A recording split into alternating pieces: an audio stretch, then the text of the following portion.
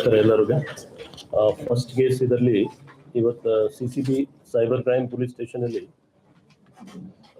ಒಂದು 2.16 crores email ID spoofing ಒಂದು case register ಆಗಿತ್ತು.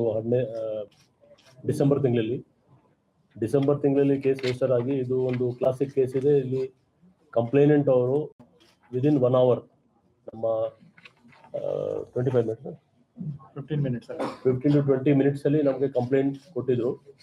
ಸೊ ಅದಕ್ಕೆ ನಾವು ಯಾವಾಗಲೂ ಹೇಳ್ತಾ ಇದ್ದೀವಿ, ಗೋಲ್ಡನ್ ಅವರ್ದು ಇಂಪಾರ್ಟೆನ್ಸ್. ತಕ್ಷಣ ಕಂಪ್ಲೇಂಟ್ ಕೊಟ್ಟಿದ್ದಕ್ಕೆ ನಮ್ಮ ಟೀಮ್ ಅವ್ರಿಗೆ ಅನುಕೂಲ ಆಯಿತು. ತಕ್ಷಣ ಏನೇನು ಲೀಗಲ್ ಫಾರ್ಮಾಲಿಟೀಸ್ ಇದೆ ಮತ್ತು ಏನೇನು ಆ್ಯಕ್ಷನ್ ತೊಗೊಳ್ಬೇಕು.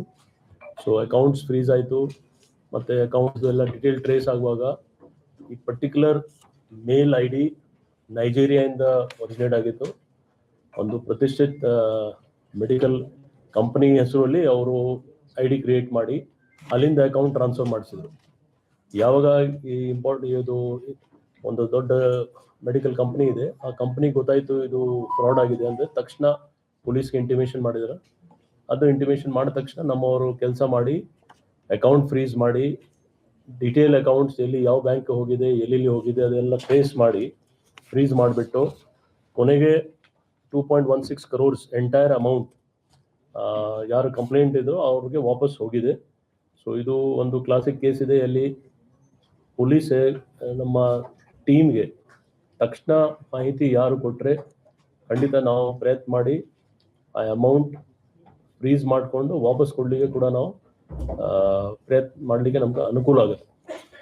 ಫ್ರೀಸ್ ತಕ್ಷಣನೇ ಆಗಿತ್ತು, ಆದರೆ ಕೆಲವು ಕೋರ್ಟ್ ಫಾರ್ಮಾಲಿಟೀಸ್ ಇರ್ತದೆ. ಆ ಕೋರ್ಟ್ ಫಾರ್ಮಾಲಿಟೀಸ್ ಆದಮೇಲೆ ಮೊನ್ನೆ ಅಮೌಂಟ್ ರಿಲೀಸ್ ಆಗಿ ಟೋಟಲ್ ಅಮೌಂಟ್ ನಮ್ಮ ಕಂಪ್ಲೇಂಟ್ ಯಾರಿದೆ ಆ ಕಂಪ್ಲೇಂಟ್ ಅಕೌಂಟ್ಗೆ ವಾಪಸ್ ಹೋಗಿದೆ.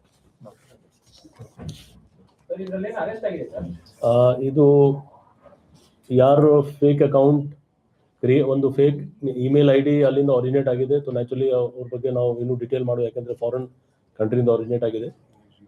ಮತ್ತು ಅಮೌಂಟ್ ಯಾರ ಅಕೌಂಟ್ಗೆ ಹೋಗಿದೆ ಅದು ಒಬ್ಬ ಓಲ್ಡ್ ಲೇಡಿ.